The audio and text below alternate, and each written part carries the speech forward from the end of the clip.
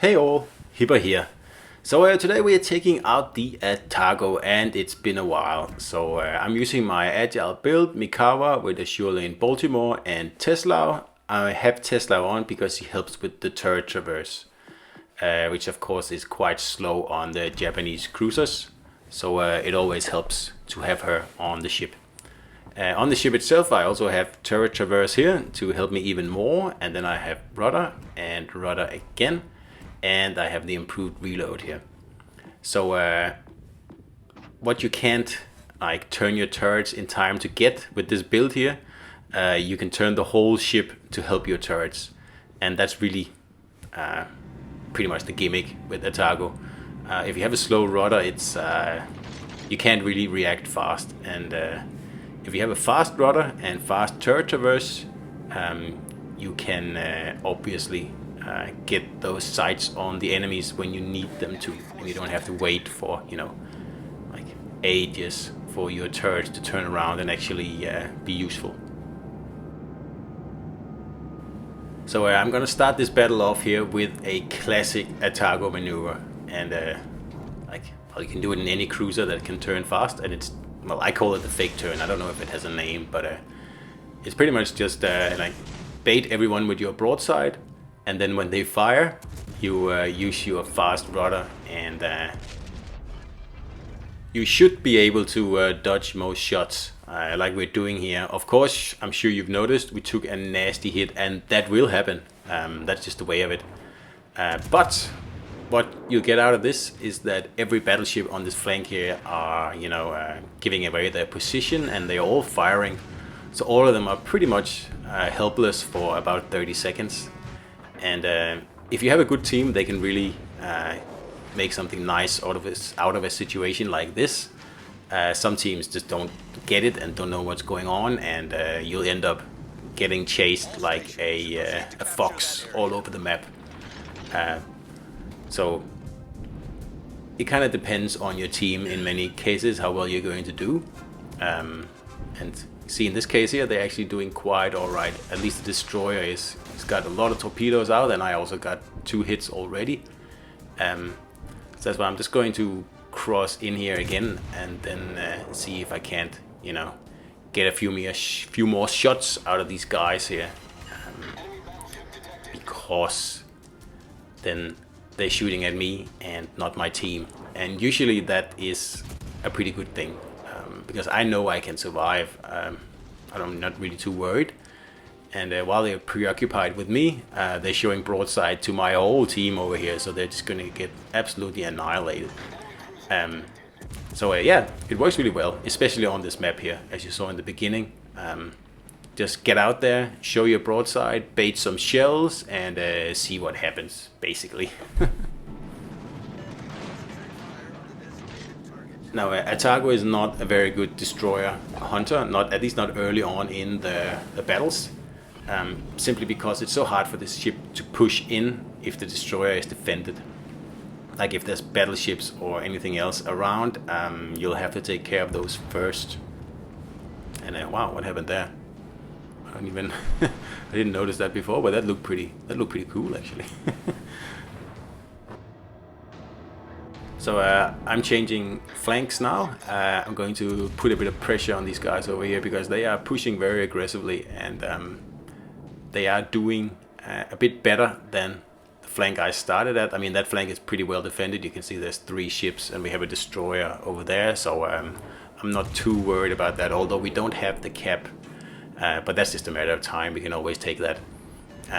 It's more of an issue over here with these 2 pushing battleships, because if they come around the corner, well, obviously they can put us in a crossfire. Well, not so much me, but the battleship over here on my flank. He's going to have a tough time.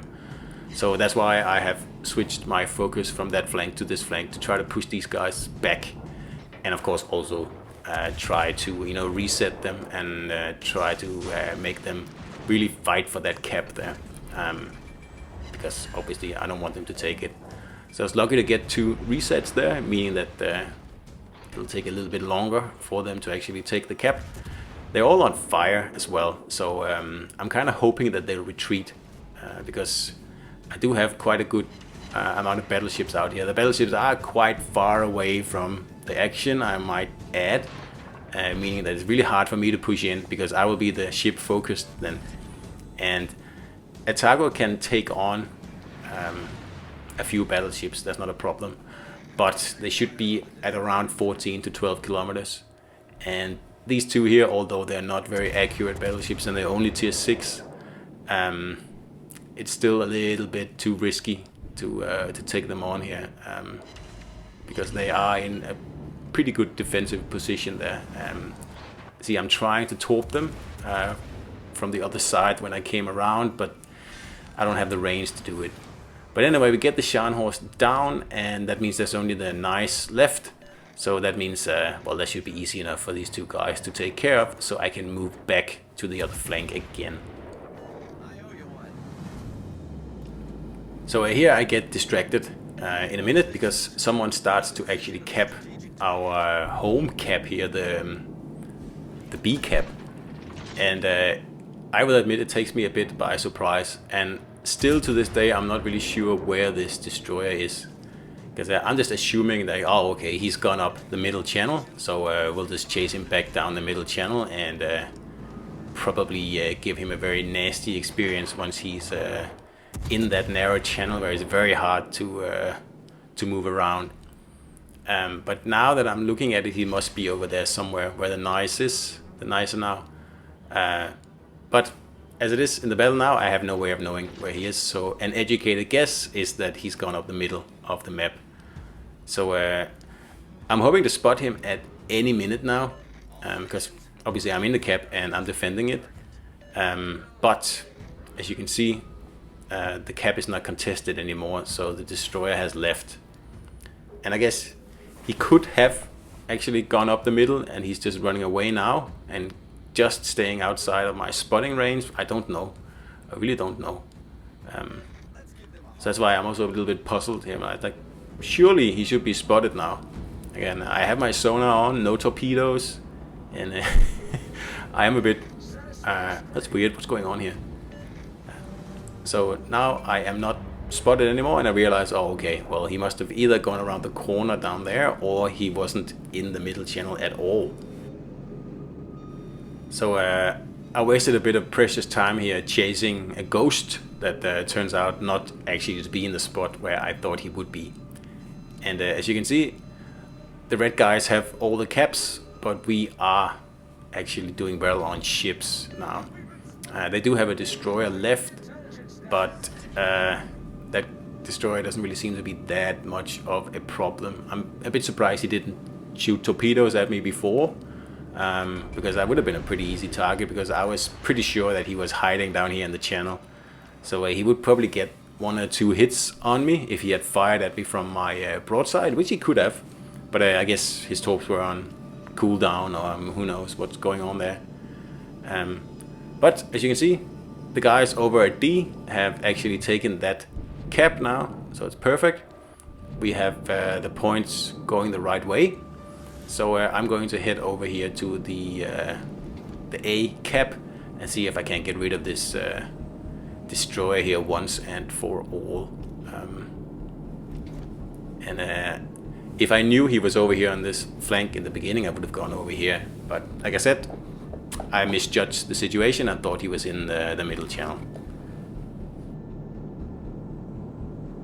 So pretty much all I'm doing now is just chasing this destroyer here, and the other guy here is actually doing a pretty good job of keeping him spotted. And really, all I have to do is just continue on this course here around the island. So I first cap A, unless someone else caps it, of course. And then after that, I'll just go down and cap the sea base. And all the while, I'll be chasing the destroyer around the island as well, so he won't be able to cap anything back, because obviously if he stops, I'm going to catch up. And the York is also going to catch up. So he has to run because it's a Japanese destroyer and they're not particularly fast. Could probably outrun a York, but definitely cannot outrun an Atago. Not that he really has to, because the King George takes him out there. So that's perfect. And I'll just help these guys here cap, so we are certain we're going to win, and then I'm going to continue on to the last cap, like I said before. So it's not like a particularly active battle, this one here from me. And if I didn't get this cap and the other cap, I probably wouldn't be in the number 1 spot. But sometimes in Atago you just get served battles where the ship just doesn't really do that well, I'm sorry to say. It's a bit of a situational cruiser, and that's one of the reasons I don't really play it anymore, because there are just so many more better cruisers in the game now. It was a totally different thing about probably a year and a half ago, 2 years ago, something like that, where Atago was absolutely hands down one of the best cruisers in the game, and it still is a very powerful cruiser. It just lacks utility, I think, and right now that's pretty much what's needed in the game, just giving that guy a few torpedoes for his friendly fire. Well, there's no friendly fire on here, but he did shoot at me, so obviously he needs to have some torpedoes back. Like I said, Atago, it's great.